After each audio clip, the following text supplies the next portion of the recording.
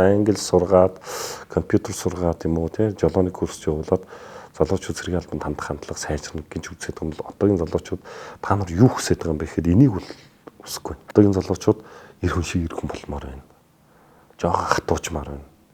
Гэт буюу яг цэрэгт өгдөг тэр нөгөө сургалтын бүх юмыг би хүсэж байна гэдэг байгаа байхгүй.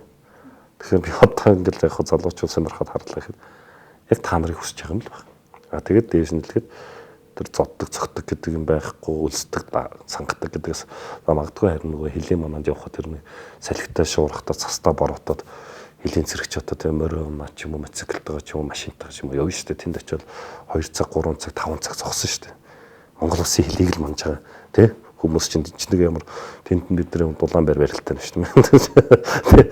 Тэгэхээр чин тийм асуудлууд эр хүний байх л асуудал. Ингэчиж хүн өөрөө хатуучна.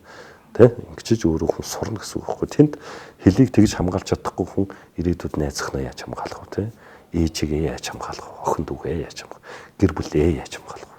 Нэг номерт хөлийг хамгаалаад сур, дараа нь хил дотор байгаа өөрийнхөө гишүүдийг хамгаалаад сураа л гэж.